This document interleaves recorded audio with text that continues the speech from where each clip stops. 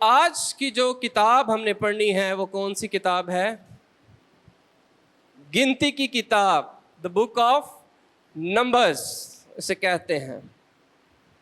آپ کو یہ تصویر نظر آ رہی ہے؟ اس تصویر میں کیا دکھایا گیا ہے؟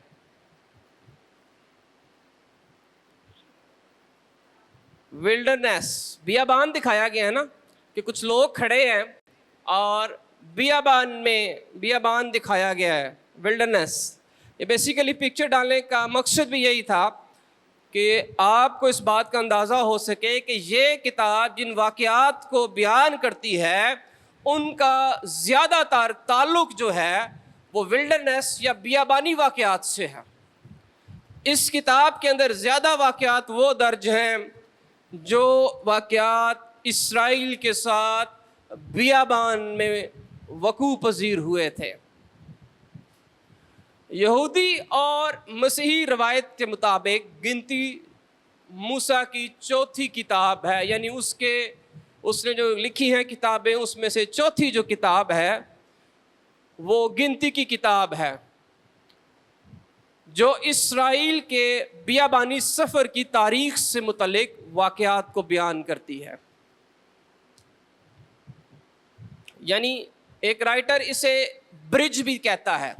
برج کس طرح کہ خروج اور اعبار کی کتاب اور استثنا اور یشوع کی کتاب کے درمیان یہ برج ہے بیسیکلی، کیونکہ پہلی دو کتابیں خروج اور اعبار جو ہے وہ اسرائیل کی مصر کی غلامی سے نکلنے اور اس کے فوراً بعد کے واقعات کو بیان کرتی ہے، اور آگے استثنا اور یشوع کی کتاب، اسپیشلی یشوع کی کتاب وعدہ کی سرزمین کے اندر داخلے کے بارے میں بیان کرتی ہے۔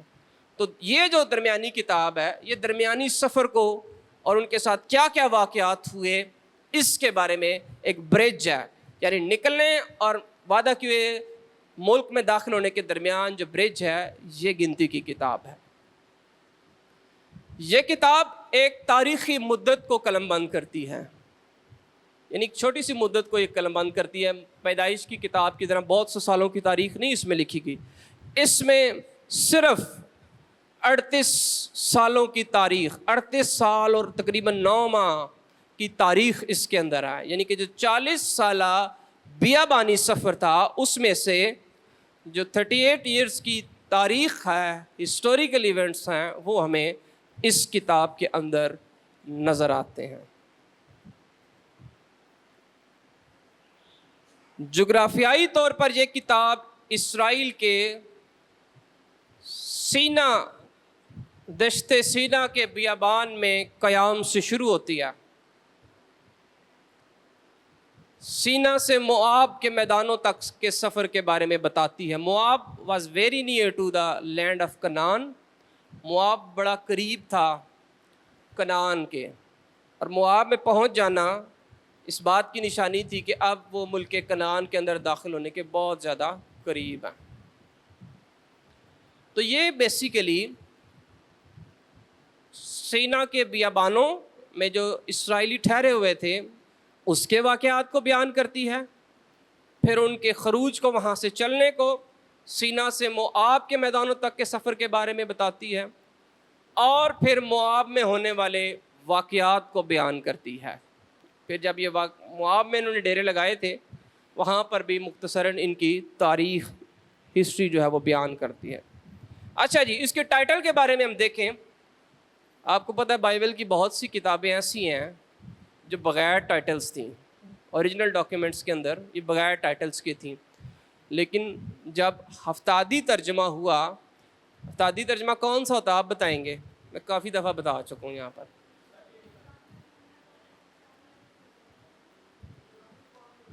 جی کوئی ایک بتا دیں،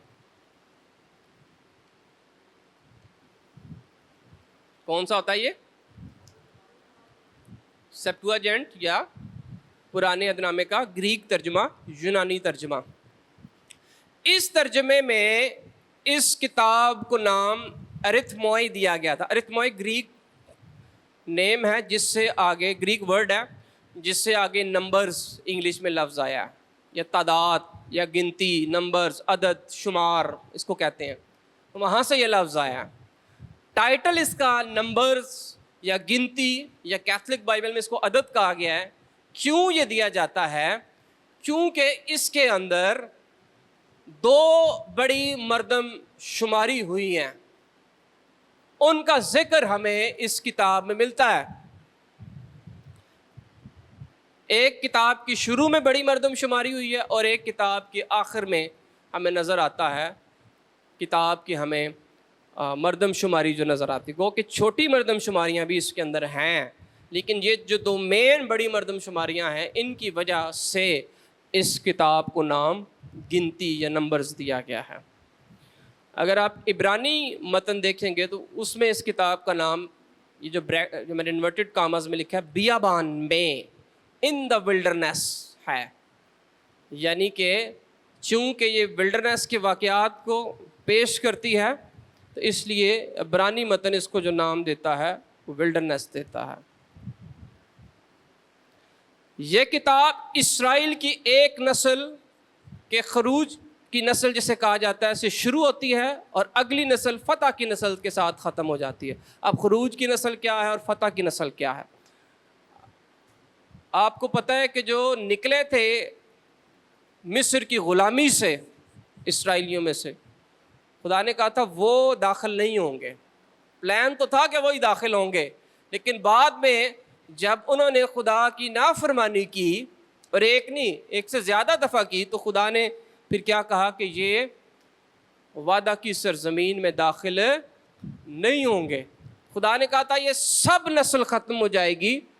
تو پہلی جو خروج کی نسل ہے نا، ان کی مردم شماری یعنی فرسٹ کنسنسس ہوئی تھی، تو پہلی جو ان کی تعداد ہوئی تھی، پہلا ان کو جو گنا گیا تھا، پہلی جو ان کی مردم شماری ہوئی تھی، وہ جو نکلے تھے نا خروج، جو خروج کی کتاب میں ملتا ہے، جو اسرائیلی مصر کی غلامی نکلے تھے، ان کی ہوئی تھی۔ لیکن بعد میں جب انہوں نے گناہ کیا تو خدا نے کہا اب یہ نہیں جائیں گے۔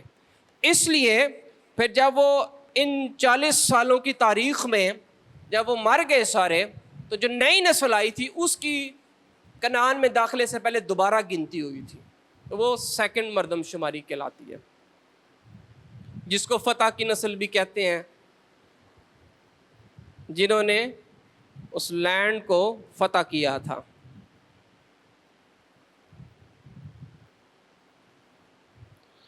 اچھا جی، یہ اس کا مختصراً تعارف تھا۔ مصنف، آپ کو پتہ ہے اس کا مصنف کون ہے؟ اس کا مصنف مرد خدا موسیٰ ہے۔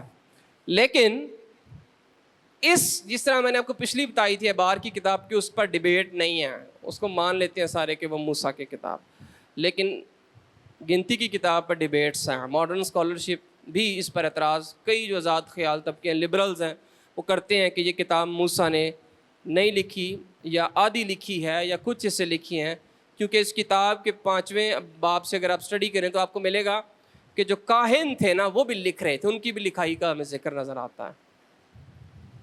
ان کا اعتراض یہ ہے، لیکن زیادہ تر جو علماء ہیں وہ اس بات پر متفق ہیں کہ اس کتاب کو موسیٰ نے ہی لکھا ہے، کیونکہ ہمیں ایک ریفرنس بھی نظر آتا ہے جو ہمیں نظر آتا ہے کہ خدا نے موسیٰ سے کلام کیا۔ ابار کی کتاب میں تو بار بار یہ نظر آتا ہے۔ سنِ تصنیف اس کی بھی تقریباً وہی ہے جو باقیوں کی ڈیٹ رینج تھی، 1440 قبل از مسیح سے BC سے 1400 BC کے درمیان کے کسی عرصے میں لکھی گئی ہے۔ اچھا جی، پس منظر کے بارے میں اگر ہم آ جائیں تو یہ بڑی ہو جائے گی اسکرین۔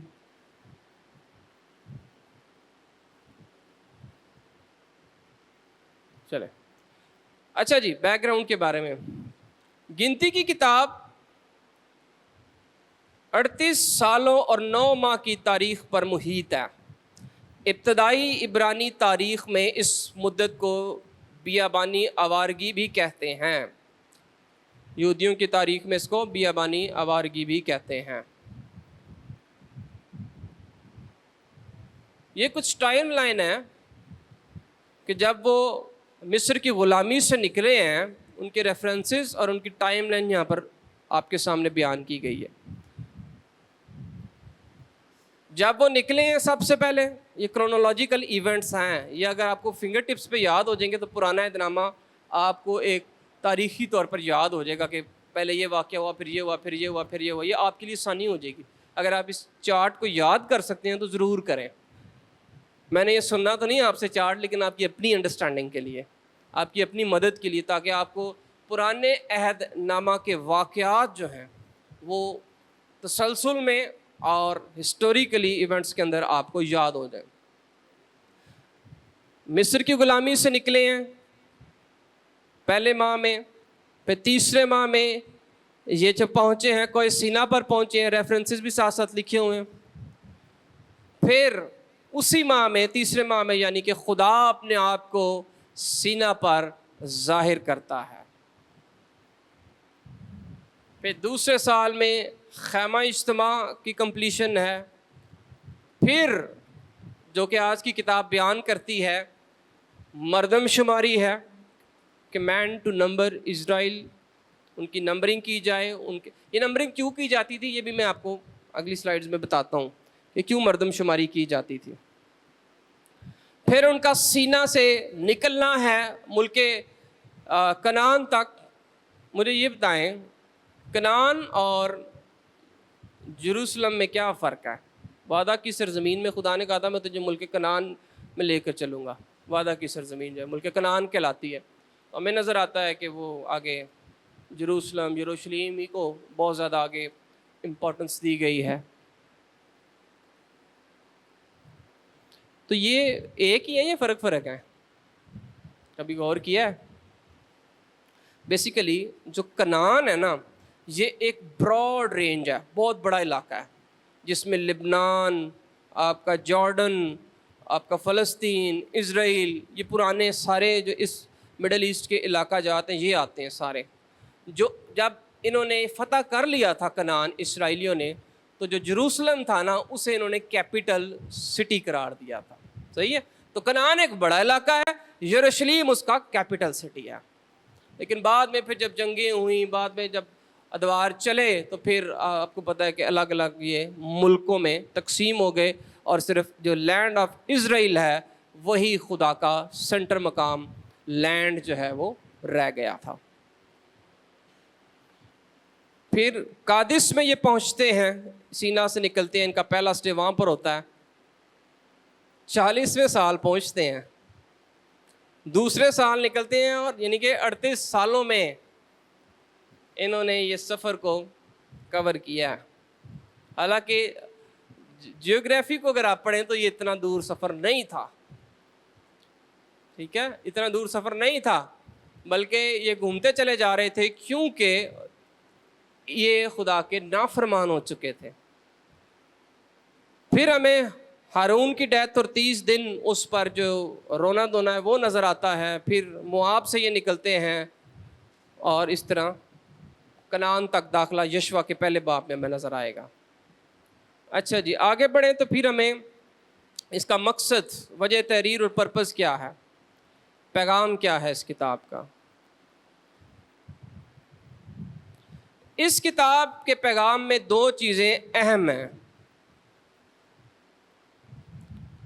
اسرائیل کے مستقل کانسٹنٹ بدمزاجی اور بغاوت کے مقابلے میں خدا کا صبر اور وفاداری. یعنی کہ خدا سے یہ نافرمان ہو جاتے تھے باب، لیکن پھر بھی خدا ان سے وفادار ہی رہا ہے. خدا نے ان کو پرماننٹ نہیں چھوڑا، بلکہ خدا ان کی تربیت کر کے انہیں اپنے وعدے کو ان کے ذریعے سے پورا کرتا ہوا ہمیں نظر آتا ہے.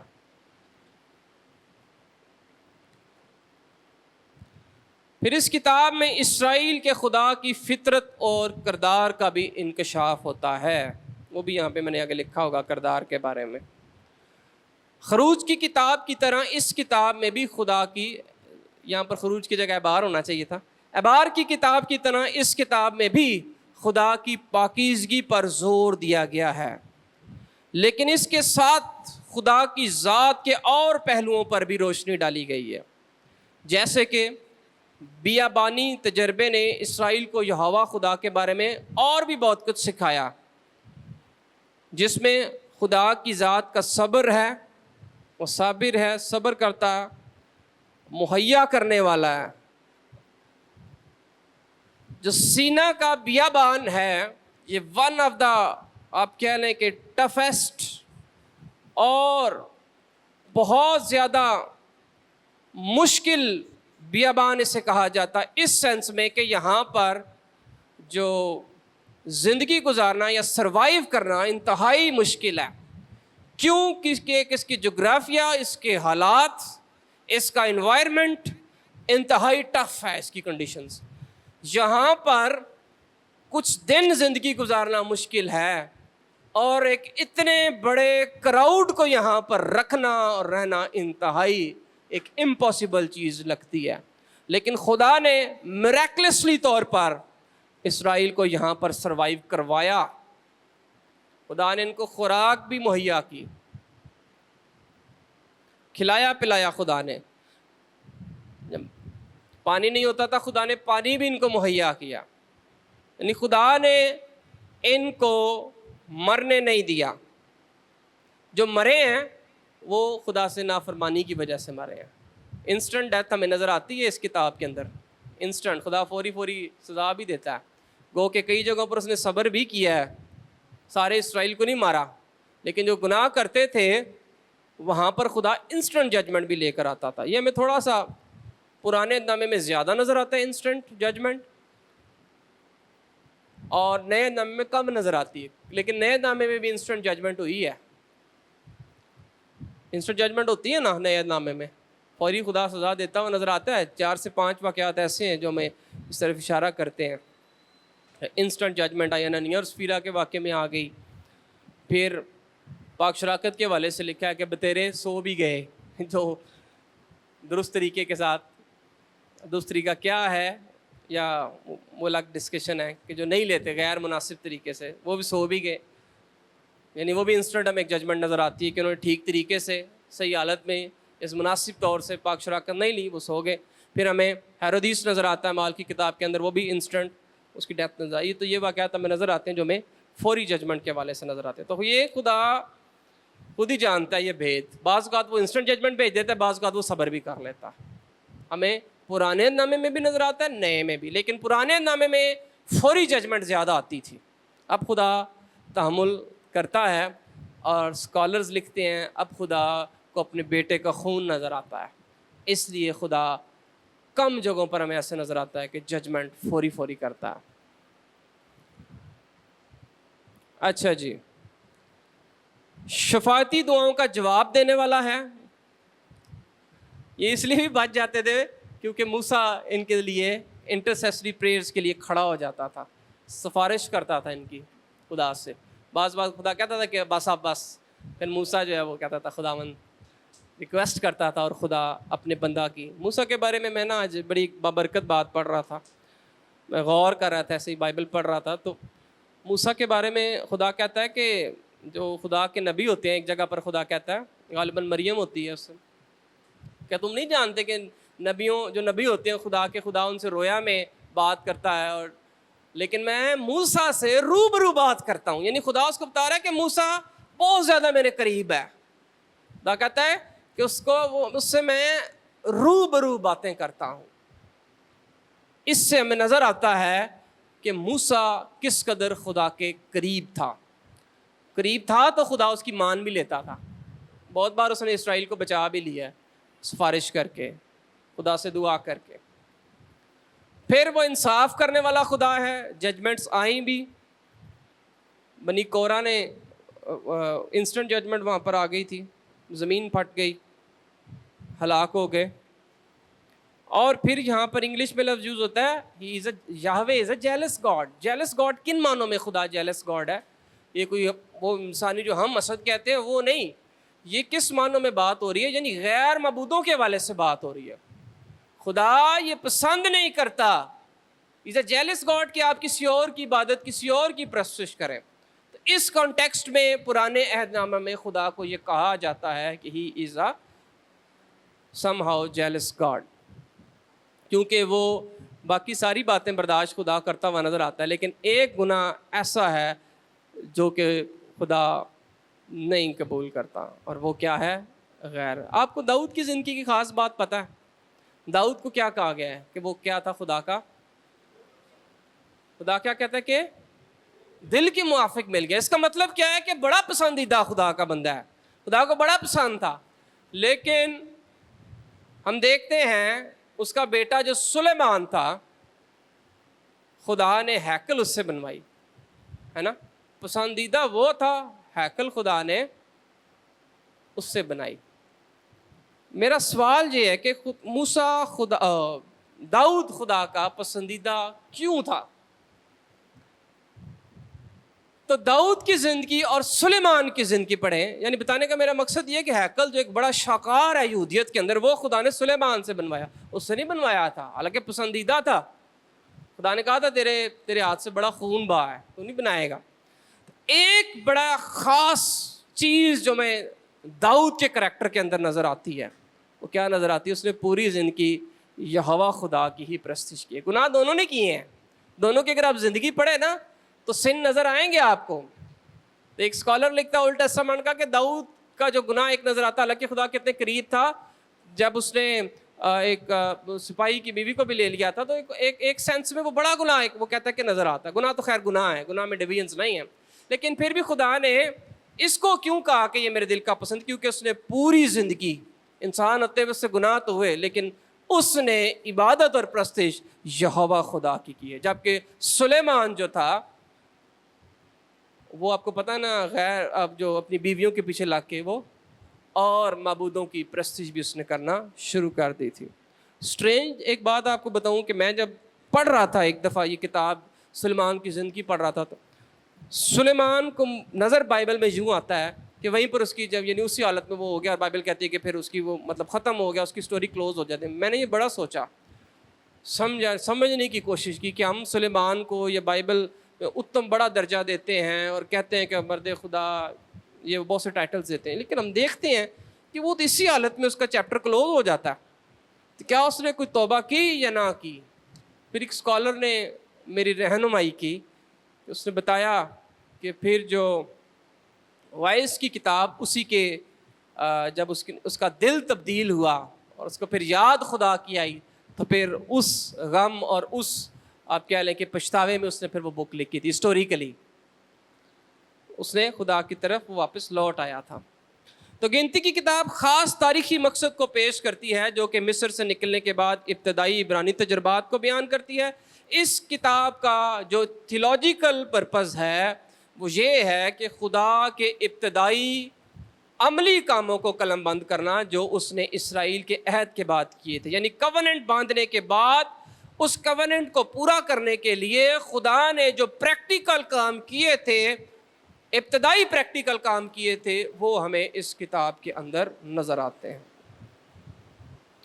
اچھا جی، آؤٹ لائن ہے اس کی۔ آؤٹ لائن میں یہ کتاب 3 حصوں میں تقسیم ہے۔ اس کے جو واقعات ہیں، جو پہلے 10 ابواب ہیں، وہ سینا سے لے کر اس کی روانگی کی تیاری کے ہیں۔ پھر 10ویں باب سے لے کے 20ویں باب تک سینا سے قادس تک کے ہیں واقعات، اور پھر قادس سے موآب کے میدانوں تک کے جو واقعات ہیں وہ کتاب کے آخری حصے میں قلم بند ہیں۔ یہ اس کی آؤٹ لائن تھی۔ اچھا جی، کسی بھی کتاب کو پڑھنے میں اس کی تھیولوجیکل تھیمز بڑی اہم ہوتی ہیں۔ تھیولوجیکل تھیمز میں ہم 4 چیزیں دیکھیں گے۔ نمبر 1، اس میں بار بار مردم شماری کا آپ کو ذکر نظر آئے گا۔ اب یہ مردم شماری کیوں کی جاتی تھی؟ 3 وجوہات میں نے یہاں پر لکھی ہیں۔ سب سے پہلے یہاں پر میں لکھا ہے کہ لوگوں کی گنتی کرنا قدیم قریب مشرق یعنی اینشینٹ نیئر ایسٹرن کلچر کے اندر ایک عام جو ایڈمنسٹریٹو چیز تھی، انتظامی طریقہ کار تھا۔ مردم شماری 3 اہم کام کرتی تھی، یہ ہوتے تھے اس سے۔ نمبر 1، جنگ کے لیے افرادی قوت کو معلوم کرنا، مین پاور کو دیکھنا جنگ کے لیے کہ کتنی ہے، اور پھر آرمی کے لیے لوگوں کو بھرتی کرنا۔ اس لیے یہ مردم شماری کی جاتی تھی تاکہ اپنی اسٹرینتھ کا پتہ چلے کہ کتنی ہے. اور جو پہلی مردم شماری ہوئی تھی وہ بھی اسی لیے ہوئی تھی کہ تاکہ جو ملک کنعان ہے اس کو فتح کرنے کے لیے دیکھا جا سکے, گنتی کی جا سکے. گنتی ہو گئی, بعد میں جاسوسوں نے آ کے خبر دی کہ وہ تو فصیل دار شہر ہے, وہ ڈر گئے. خدا اس بات سے ناراض ہو گیا تھا, اس لیے خدا پھر وہ جو ہمیں آگے نظر آتا ہے کہ ان کی نافرمانیوں کے باعث پھر اور انہوں نے غیر معبودوں کی بھی باتیں شروع کر دیں, تو خدا نے کہا کہ یہ نسل جو نکلی ہے اب یہ وعدہ کی سرزمین میں نہیں جائیں گے. پھر نئی جنریشن آتی ہے, اور نئی جنریشن پھر آگے بڑھ کر ہمیں تقریباً 30 سے 40 سال کے سفر کے دوران ہمیں نظر آتی ہے, جو پھر نئی جنریشن آتی ہے, اور پھر ہمیں ایک اور بڑی مردم شماری 26ویں باب کے اندر نظر آتی ہے. اور یہ مردم شماری دوبارہ پھر جو نئے جوان ہوئے تھے جن کی عمر 20 سال تک کی تھی یا اس سے اوپر کی تھی, ان کی ہوئی تھی. کیوں؟ کیونکہ وہ بھی اب قریب تھے کہ وہ ملک میں نئے میں داخل ہوں, جس کے خدا نے وعدہ کیا تھا, اور جنگ ہونی تھی, ظاہری بات ہے, تو اس لیے ان کی مردم شماری کی گئی تھی. دوسری وجہ کیوں کی جاتی تھی, اہم کاموں کو خصوصاً مذہبی کاموں کی ذمہ داریاں بانٹنے کے لیے تعداد کا علم ہونا ضروری تھا.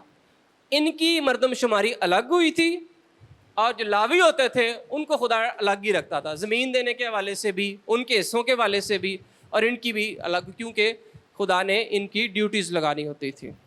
اور تیسری جو ہمیں نظر آتی ہے, یہ آپ کو خروج کی کتاب میں نظر آئے گی, ریفرنس چاہیے ہوگا تو میں آپ کو بتا دوں گا, یہاں پر لکھا نہیں گیا. ٹیکس لگانے کے حوالے سے بھی تعداد گنی جاتی تھی, ٹھیک ہے, کلچرلی ایک پریکٹس تھی تاکہ ٹیکس کو لاگو کیا جا سکے. یہ 3 اہم وجوہات تھیں جن کی وجہ سے مردم شماری کی جاتی تھی. اچھا جی, یہ مردم شماری جو ہے نا, اس کا آپ کے سامنے ایک چارٹ ہے. یہ خیمہ اجتماع کے ارد گرد کس طرح سے ان کی جو یہ ٹھہرے ہوئے تھے, ان کی کیا پوزیشنز تھیں. پہلے والے چارٹ میں وہ ہے, میں بڑا کر دیتا ہوں تاکہ آپ کو نظر آ جائے.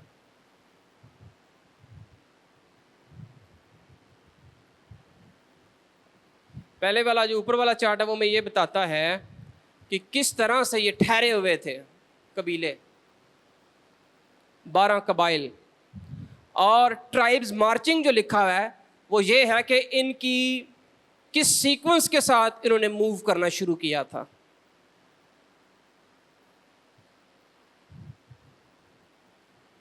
یہ چارٹ آپ کو زیادہ اچھی سمجھ آ جائے گی, آپ پڑھیں گے نا آپ کو بڑا تھوڑا سا مشکل لگے گا. گنتی کی کتاب پرانے عہد نامے کی کتابوں میں سے سب سے مشکل کتاب بھی ہے اگر آپ نے پڑھنے کے حوالے سے دیکھنا ہے, کیونکہ یہ اسٹرکچرڈ کتاب نہیں ہے. اس کی آرگنائزیشن میں یہ اسٹرکچر بہت زیادہ ہارڈ ہے ٹو فائنڈ, اس لیے اس کو ون آف دا چیلنجنگ بک پرانے عہد نامے کی کہا جاتا ہے. اس کو سمجھنا, اسی لیے چارٹ سے یا اس کے آپ کو مل جائیں گے اور بھی, وہاں سے سمجھنا اس کو زیادہ آسان ہے. اچھا جی, اس کے بعد پھر اب یہ فگرز ہیں کہ پہلی مردم شماری میں ان کی تعداد کیا تھی اور دوسری مردم شماری میں ان کی تعداد کیا ہوگی. پہلے باب میں آپ کو ملتی ہے, دوسری 26ویں باب میں آپ کو ملتی ہے. تو ان میں فرق دیکھ لیں کیا ہے. یہ جو اسرائیلی قبائل ہیں ان کی مردم شماری چیک کریں آپ, یعنی اس طرح والے پہلی ہے, اس طرح والی سیکنڈ مردم شماری. یہ دکھا اس لیے رہا ہوں کہ آپ دیکھیں کہ 6,35,50 6,03,550 پہلی میں تھے, اور جو دوسری ان کی مردم شماری ہوئی تھی جب پہلی ساری نسل ختم ہو گئی تھی, خدا نے کہا تھا یہ داخل نہیں ہوں گے, تو پھر جب دوسری مردم شماری ہوئی تو اس میں 6,01,730 لوگ تھے. اور جو سب سے زیادہ جس قبیلے کے اندر ڈکریز آیا تھا یا جو کم ہو گیا تھا شمار کے حساب سے, وہ شمعون تھا, شمعون کا قبیلہ.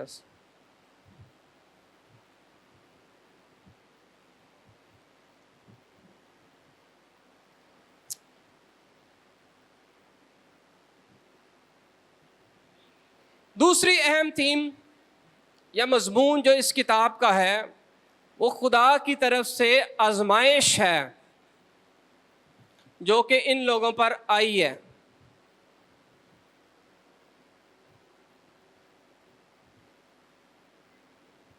یہ ایک آیت میں نے لکھی ہے, اس کو پڑھتے ہیں.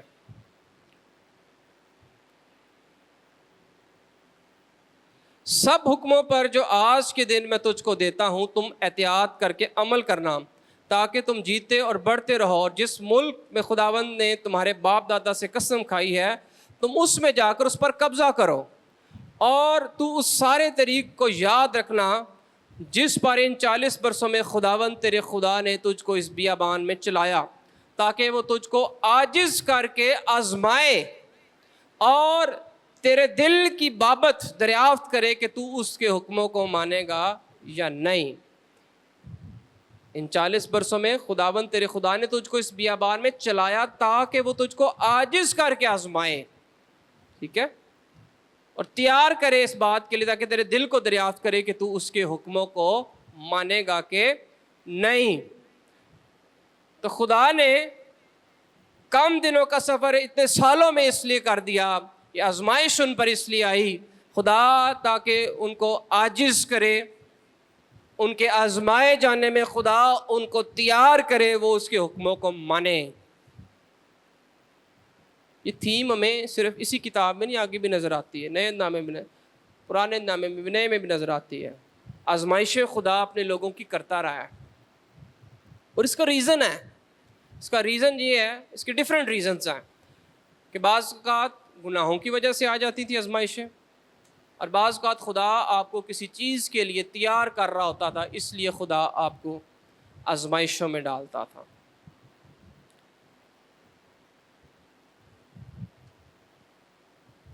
پرانے نامے کے ایک اسکالر لکھتے ہیں کہ گو کہ ان کے گناہوں کی وجہ سے ان کا سفر لمبا بھی ہو گیا تھا اور خدا انہیں آزما بھی رہا تھا, لیکن اس میں بھی خدا ان کے لیے بھلائی پیدا کر رہا تھا.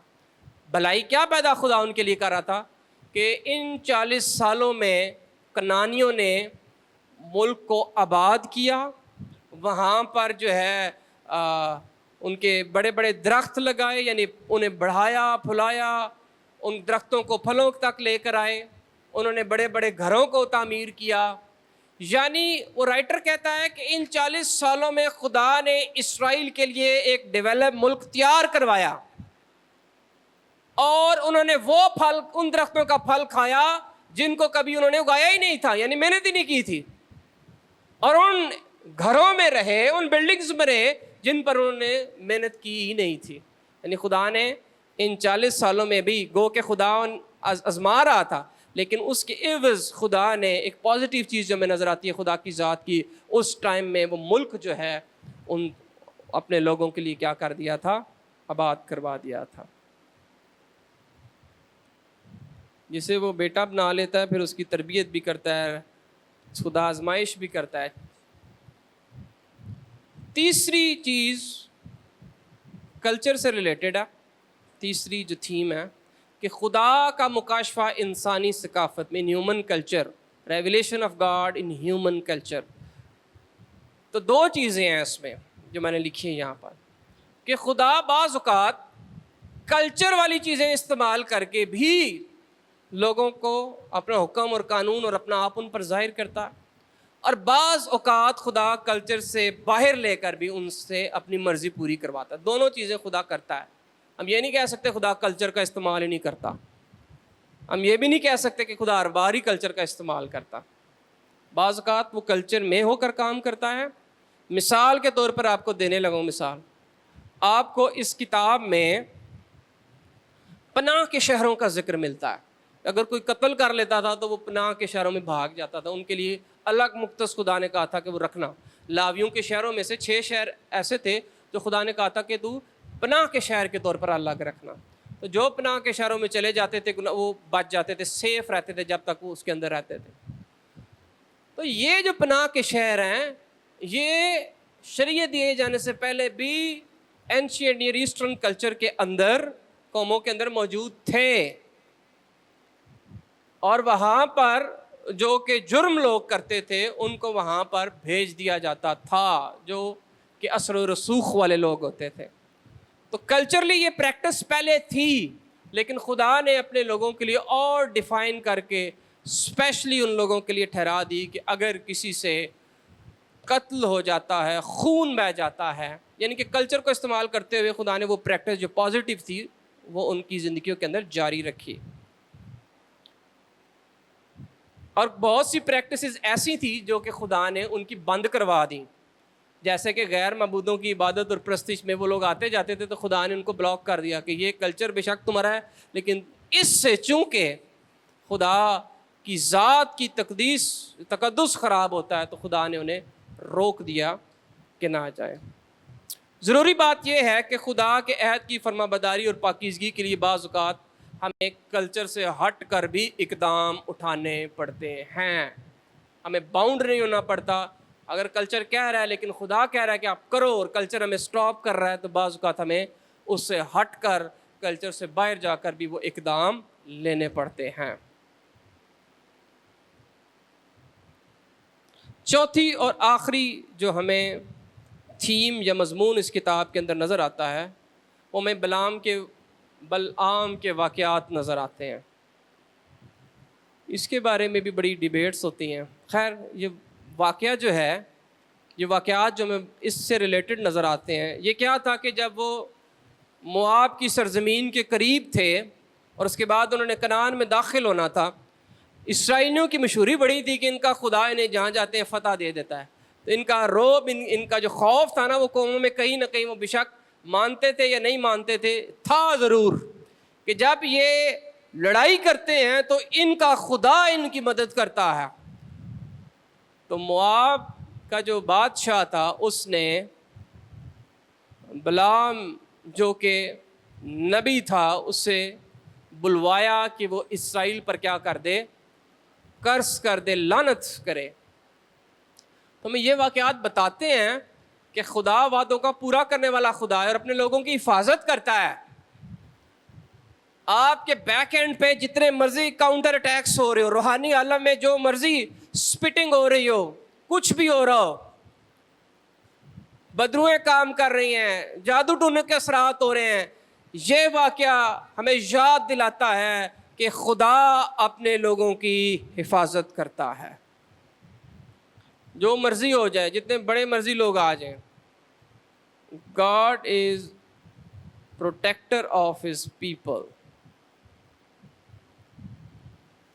نیا عہد نامہ، اب یہ بلعام کے بارے میں بھی نا زیادہ تو میں نہیں پتہ باتیں، کیونکہ مختصراً اس کے بارے میں باتیں لکھی ہیں، اس کی شخصی زندگی کے بارے میں. کچھ کہتے ہیں گو کہ خدا نے اس سے بات کی ضرور ہے، ایک پازیٹیو نبی کے طور پر آیا ہے، لیکن آگے چل کر ہمیں نظر آتا ہے یہودا کا خط اور پھر دوسرا پطرس اسے بیان کرتا ہے کہ جب وہ کلیسیا کو تنبیہ کر رہے ہیں کہ گناہ میں نہیں گرنا یا لالچ میں نہیں آنا، تو وہ بلعام کی اگزامپل دیتے ہیں کہ اس کی طرح نہیں ہونا.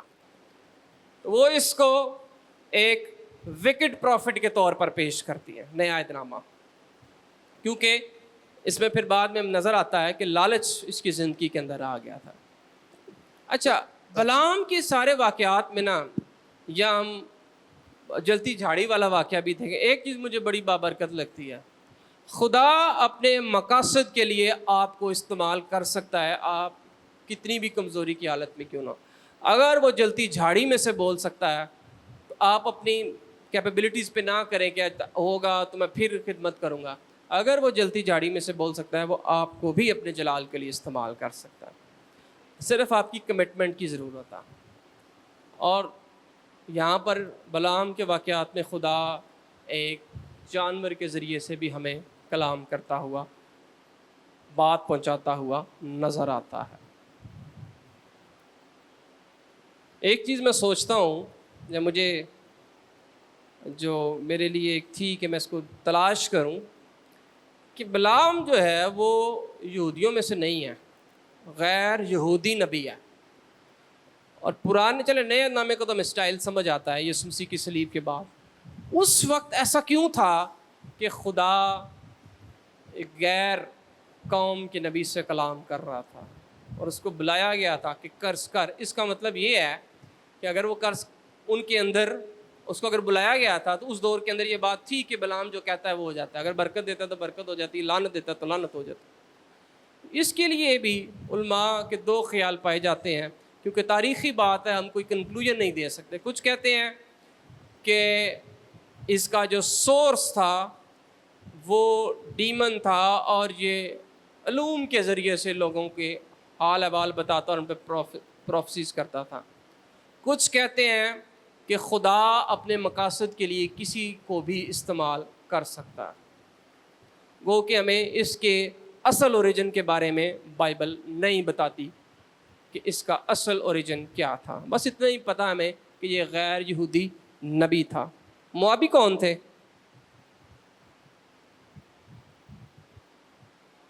میں یہ ریپیٹ جی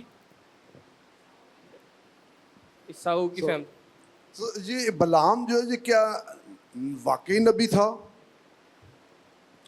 دیکھیں نبی تو ہے، بات یہ ہے، سوال یہ کہ یہ خدا کا نبی تھا یا یہ وکٹ پروفٹ تھا؟ نہیں، بائبل میں لکھا ہے کہ بلعام کے بارے میں کہ یہ بلعام نبی تھا۔ نبوت کے لیے اسے بلایا گیا تھا، ٹھیک ہے، میری بات سنیں، اس کو بلایا گیا تھا کہ اسرائیل پر وہ کیا کرے؟ لعنت کرے، لعنت کرے، اس کو کرس کرے۔ تو کچھ نہیں بتاتی۔ تو تاریخی جو کتابیں ہیں یا تاریخ جو ہے یا ہسٹوریکل بکس ہیں وہ اس کے بارے میں بتاتی ہیں، لیکن ان کو ہم حرف آخر نہیں کہہ سکتے۔ تو بلعام کو اسکالرشپ کے اندر، ساری کتابوں کے اندر اس کو پروفٹ ہی لکھا گیا ہے، اس پر کوئی دو رائے نہیں ہے کہ یہ پروفٹ تھا یا نہیں تھا۔ اس کو جو بھی آپ دیکھیں گے، اس کو اسٹڈی کریں گے تو اس کو نبی ہی قرار دیا گیا۔ ایون کہ جب نبی کی ڈیفینیشن بیان کرنے کے لیے بھی پیش کیا جاتا ہے تو بلعام کی اگزامپل دی جاتی ہے کہ نبی کی ڈیفینیشن کے اندر جو وہ بولتا ہے وہ نبوت ہوتا ہے، مسلسل ہوتا ہے، ٹھیک ہے۔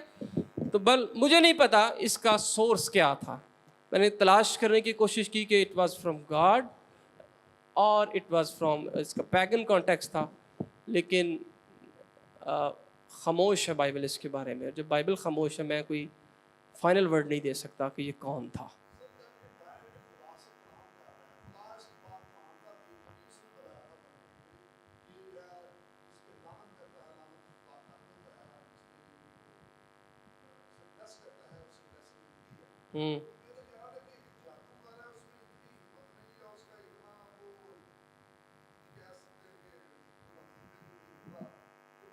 میں آپ کی بات کو بڑا کروں تو ایک انڈرسٹینڈنگ یہ نظر آتی ہے کہ جب اس کو کہا گیا تھا کہ قرض کے لیے آ، تو اس نے کیا آگے سے جواب دیا تھا؟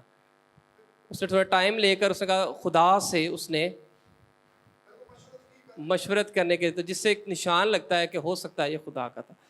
لیکن پھر بھی بہت سے ایویڈنسز یا بہت سی باتیں ایسی بھی ہیں جو پاسبلٹی یہ بھی ہو سکتی ہے کہ یہ نہیں بھی تھا۔ ایک سب سے بڑی وجہ یہ ہے کہ پہلے خدا، میں ایک آپ کو، یہ قانون نہیں ہے لیکن ہمیں پرانے نامے میں ایک چیز نظر آتی ہے، نئے نامے میں خدا قوموں سے مبرہ ہو کر دیکھتا اور پرسنلی لوگوں کے ساتھ انٹریکٹ کرتا ہے، قوموں سے یا یہودیوں سے ہٹ کر۔ پرانے نامے میں جو چیزیں وہ کرتا ہوا نظر آ رہا ہے نا، وہ اسپیسیفکلی ہمیں یہودیوں کے لیے کرتا نظر آ رہا ہے، اور کیونکہ یہ غیر یہودی تھا، یہودی نہیں تھا، اس لیے اس پر اعتراض اٹھایا جاتا ہے۔ ہو سکتا ہے کہ یہ نہ ہو، اور رہتی کہتی پھر ہمیں نئے نامے میں جو ہے وہ بھی اس کو نیگیٹو پورٹرے کیا گیا ہے، اور ہماری تربیت کے لیے کہا گیا کہ تم مجھ سے ایسے نہ کرنا۔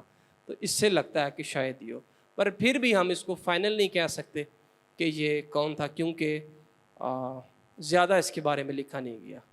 اس لیے جب زیادہ لکھا نہ آ جائے تو پھر ہمیں ڈائریکشن چھوڑ دینی چاہیے، اس کی زندگی سے سبق ہم ضرور لیں جو ہمارے لیے ہے نا۔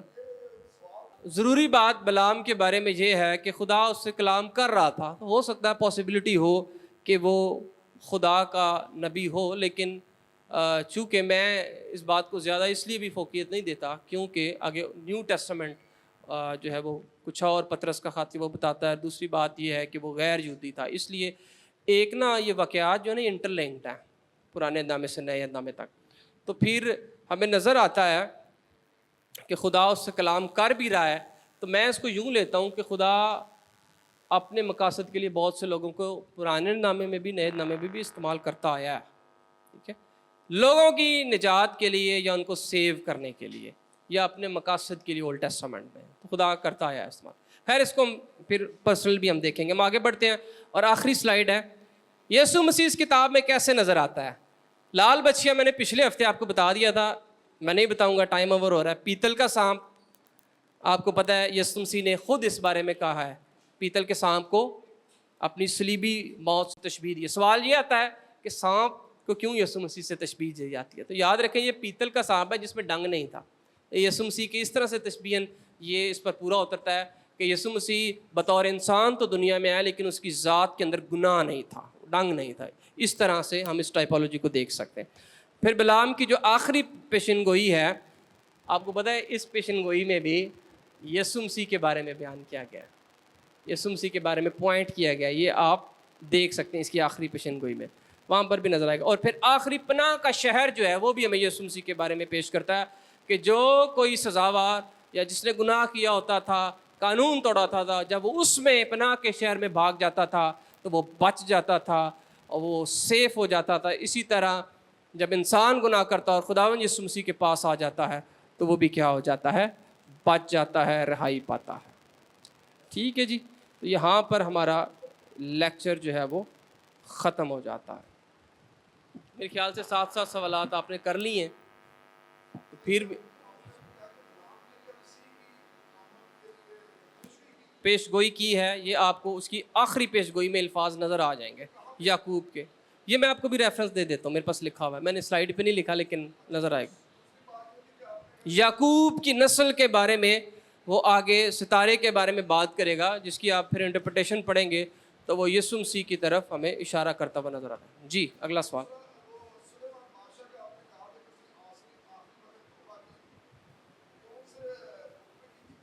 یہ تواریخ جب ہم تاریخی کتابیں پڑھیں گے نا اس میں ہم ڈیٹیل سے اس پر غور کریں گے، ابھی اس کو وہیں تک رہنے دیں، کیونکہ ابھی میں دوبارہ وہ کتاب کی جب کانٹیکسٹ میں پڑھیں گے تو پھر اچھا سمجھ آئے گا۔ ابھی اس کے متعلق کوئی سوال ہے تو پوچھیں ضرور، کیونکہ کلاس کا ٹائم زیادہ ہو چکا ہے، 20 منٹ ہو چکے ہیں، پادری صاحب نے بھی پڑھانا ہے۔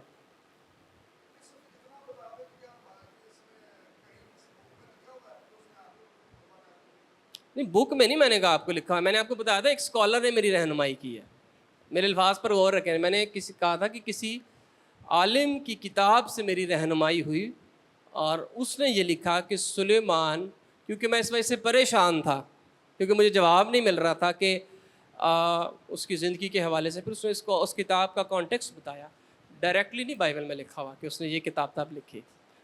صحیح ہے، ٹھیک ہے جی، خداوند آپ کے ساتھ ہو۔ پھر نیکسٹ ویک ہم استثنا کی کتاب کا مطالعہ کریں گے اور اس کے بعد پھر 2 کتابیں ہم پڑھیں گے۔ خداوند آپ کے ساتھ ہو۔ God bless.